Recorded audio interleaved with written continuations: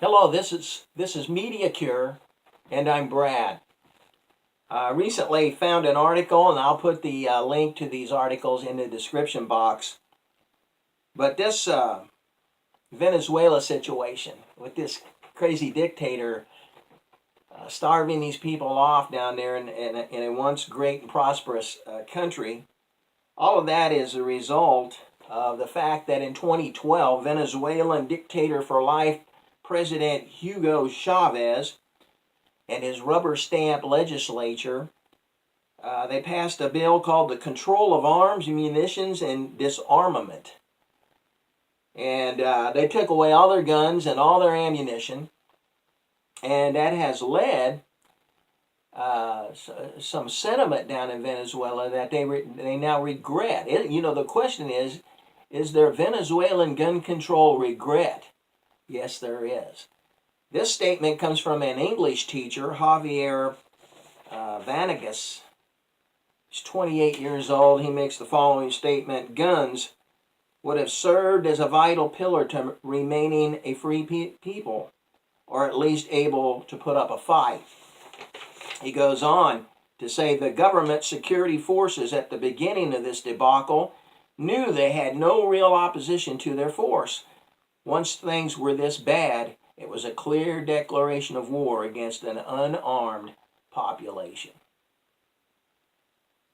And once again, a nation that is disarmed demonstrates what can happen when unscrupulous characters and leaders disarm a people.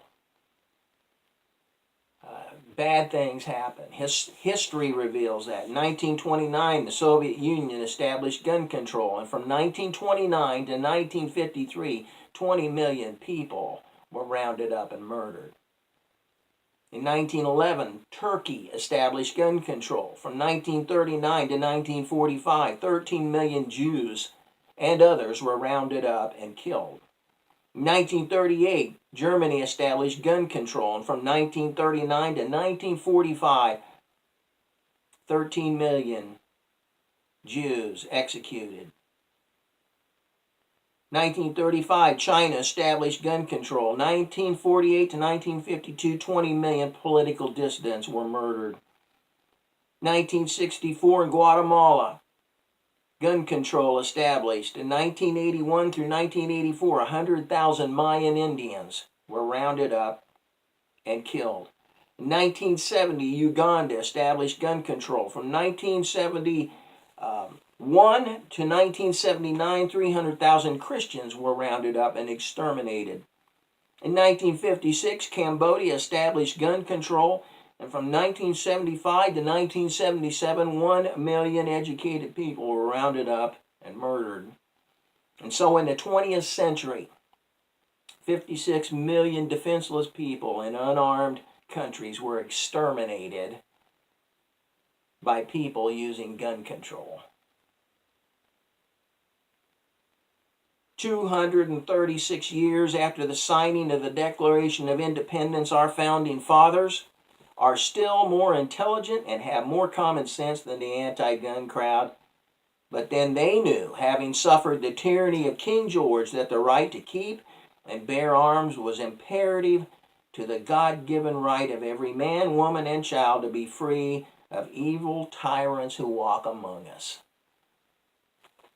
For all the little kooky liberals who spouse this nonsense every time there's a shooting, and none of this would have happened if there'd been gun control. How nonsensical. Most of these killings occur in some of the most gun-controlled portions of our country.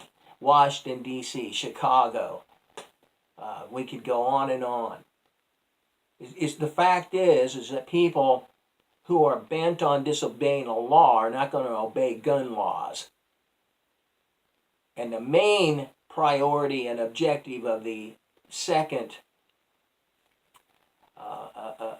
Second Amendment was to protect the citizenry from their own government. People are naive enough to believe that it could never happen here, that America will always be a stable democracy. Countries have shelf lives, and nothing's forever. And just another good example, Venezuela. Those people are like fish in a barrel. And they're absolutely under the thumb of a ruthless dictator who's not going to come out of there anytime soon. This isn't going to end well, and it isn't going to end anytime soon. So Venezuela, gun control regret is a very real thing. Again, I want to thank you for taking a few minutes to watch my video, and like and subscribe. I would love for you to subscribe, not miss the next video that I'm going to put out there. Thanks for watching.